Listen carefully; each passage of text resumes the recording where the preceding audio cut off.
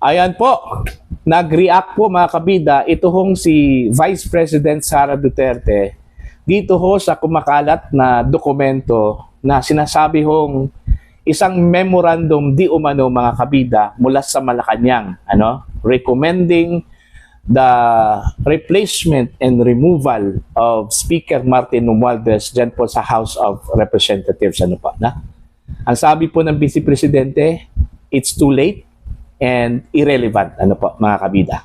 Yan po yung pag-uusapan po natin dito ho sa aking vlog for today. And bago yan, isang magandang umaga sa lahat at welcome po sa aking channel.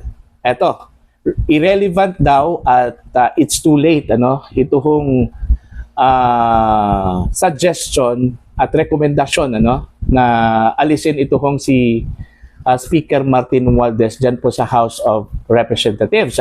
Kung totoo ito hong memorandum na kumakalat po mga kabida sa social media.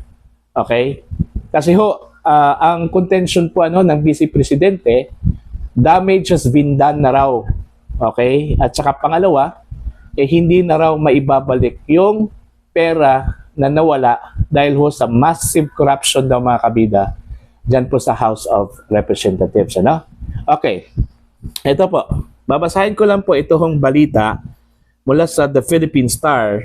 Yung kanila pong headline dito mga kabida is VP Sara on rumored ouster of Speaker. Too late. Ayun, yun kanila pong headline. Ito, babasahin ko po. For Vice President Sara Duterte replacing Presidential Cousin Martin Romualdez as Speaker would be too late, a move for the palace to salvage the declining trust and popularity ratings of the Marcos administration. While stating that she has no information on the rumored palace memorandum recommending Romualdez removal, Duterte said such a move, if true, would be irrelevant as the damage has been done to the national coffers following alleged irregularities in the passage of the 2025 national budget. So, malinaw po, irrelevant at saka it's too late, Most likely, dahil siguro na patapos na po, ito hong term po ni Speaker Romualdez, mga kabida, mag-election na po. So, wala hong point kung papalitan po. Bakit papalitan po itong si Speaker Romualdez, mga kabida. Hindi ho practical, para ho magpalit po ng liderato po dyan po sa House of Representatives. Dito ho sa sinabi po mga kabida ni VP Sara, I don't have information about the supposed document on the replacement of Speaker Romualdez. I don't think that is relevant right now because the damage has been done. What they did to the national budget was so wrong and corrupt, Duterte said in a mixed English and Filipino during a chance interview with reporters in Cagayan de Oro City on Wednesday night.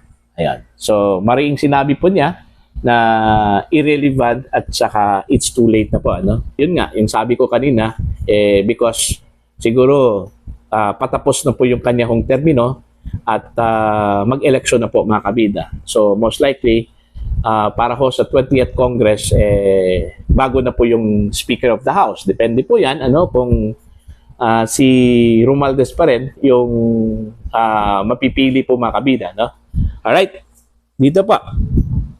The Vice President was reacting to a rumor that the palace, through a memorandum allegedly signed by Executive Secretary Lucas Bersamin, had ordered intensified efforts to boost President Marcos' survey ratings and recommended replacing Romualdez with Navotas City Representative Toby Chanco, the campaign manager of the administration's Alyansa para sa Bagong Pilipinas. Ayun, si Chanco pala yung kanila kong pinili na posibleng ipalit ho kay Martin Romualdez kung sakaling totoo po itong memorandum na ito, mga kabida.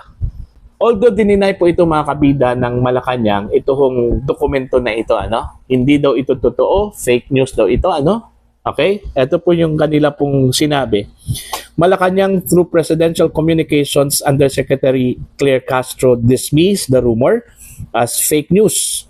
Bersamin also issued a separate statement categorically denying the existence of such a memorandum. Ngayon. So, dininay po nila. Fake news daw. Hindi totoo na meron pong ganyan na klaseng memorandum na inilabas po itong opisina ho ni Executive Secretary Lucas Bersamin, mga kabida. Pero dito ho sa pahayag po ng Vice Presidente, the Vice President maintained that whether or not Romualdez is replaced, the alleged government funds lost due to massive corruption in the House of Representatives would not be recovered. So yun yung sinabi ko po, na irrelevant at saka it's too late. Okay? It's too late in the sense na tapos na malaking pera na po yung nawala daw, mula sa kaban po ng gobyerno. Dahil ho daw sa massive corruption yan po sa House of Representatives, mga kabida.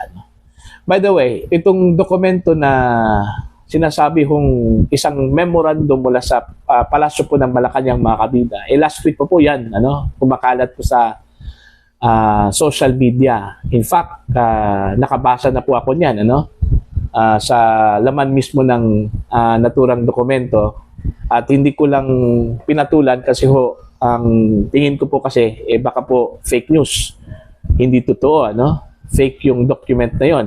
Although, doon po sa dokumento na yun, mga kabida, hindi lang po about Romualdez ang pinag-usapan ko doon, Okay? Meron po yung kinomisyon na survey po ng Palasyo ng Malacanang, about doon sa performance at trust ratings po ng Pangulo.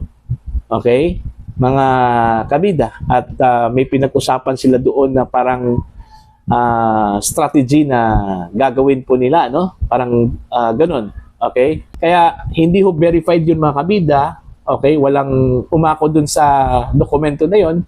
Hindi ko po pinatulan po yun, So, since ito po ay na-brought up, mga kabida, sa iba't ibang media outlet, para lang po maging source upang pasagutin itong Palasyo po ng Malacanang. Kaya ito, nag-react po itong si VP Sara Duterte, mga kabida, Alright? So, yun po, sa tanong kung itong si Speaker Romualdez, isa ba sa mga contributors dito ho sa pagbaba ho ng trust ratings, at performance ratings ng Pangulo. Okay? Yun yung tanong ko dito, Kaya siguro, kung meron mang ganong mga usapin, mga kabida, na papalitan itong si Romualdez, baka kinonsider yan because of alam naman po natin na binabatikos ng todo itong si Speaker Romualdez po, mga kabida, Diyan po sa House, dahil sa yung pinamudmud po na ayuda, left and right na ayuda, na parang akalain mong siyang nagmamay-ari po ng pera.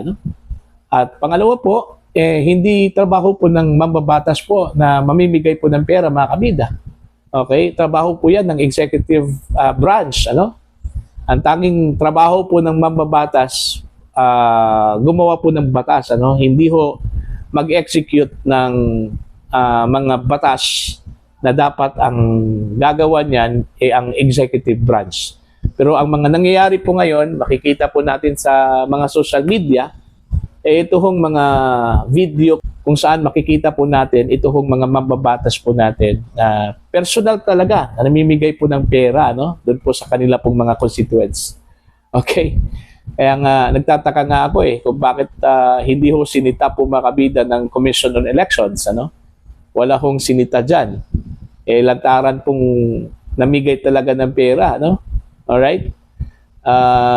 Ang pinagdiskitahan ng COMELEC, ito hong mga local candidates, yung mga mayors, yung mga kandidato ho sa local positions, mga kabida, Sa akin po personally, since napakababa yung trust ratings at performance ratings, ni Speaker Martin Romualdez, sa tingin ko lang po, isa din siya sa mga factors kung bakit bumaba yung performance ratings po ng Marcos administration, mga kabida.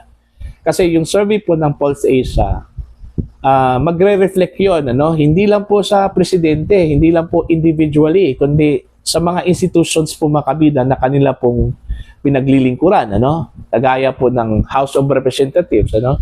Ang trust ratings at performance ratings po ano ni Speaker Romualdez ay napakababa na sa 14%. Kung pagbabatayan po natin mga kabida, yung survey po ng PulseAsia, so meaning it reflects dun po sa kanyang tanggapan, sa kanyang branch, ano? Ito hong legislative branch, House of Representatives, mga kabida. Alright? The same with President Marcos. Napakababa yung kanyang trust at saka performance rating, so it reflects dun po sa executive branch. Okay? Sa kanyang administrasyon. Alright? Pero nagtataka lang po ako mga kabida sa latest survey po ng Tangier, no? Kasi napakataas yung nakuha ho ng House of Representatives. Sila yung pinakamataas po, ano? Sa lahat ng mga tanggapan po ng pamahalaan na sinurvey. Sila po yung nag-top. I think nasa 55 ata. 55% yung kanila hong nakuha, no? Napakataas, more than majority, ano? Mga kabida. Pero yung kanila pong Speaker of the House, yung kanilang leader, napakababa po, ano? Kumbaga, hindi ko magets yung logic doon, yung connection po doon, mga kabida. Kaya nang sinabi ko po, pag mababa yung nakuha ng leader ng isang institution, it reflects doon po sa kanyang institution as a whole, no? Pero dito, napakababa yung nakuha po ni Speaker Romualdez, pero yung satisfaction ratings po mga kabida ng House of Representatives napakataas. Kaya nga minsan, medyo questionable yung survey na yon, ano? Kung totoo ba yon o hindi, ano, mga kabida. Alright? Parang ano lang po yun sugar coating lang po, ano? Yung nangyari, ano, mga kabida. Doon po sa lumabas po na survey ng Tangier. Okay? Kasi in a span of ilang weeks, yun na po yung nangyari, ano? Mataas yung trust ratings. Pero yung kanila pong leader napakababa, pinakamababa sa lahat pong mga leaders po makabida ng mga institusyon. Okay? Ng kasalukuyang gobyerno. Okay? Mga kabida. So para po sa inyo, ano po ang tingin ho ninyo dito sa reaction po ni VP Sara? No, tama lang ba? Sa tingin ho ninyo, irrelevant o it's too late? Ito hong pagpalit kung sakali hong totoo yung dokumento, ano? Okay? Palitan ito hong si Speaker Martin Romualdez po makabida, no? Okay? Please comment down sa mga hindi pa po subscriber sa akin channel. Please subscribe. Just click the subscribe button. Click the notification bell. Click all para updated po kayo sa aking mga uploads. Maraming salamat po sa inyong lahat mga kabida.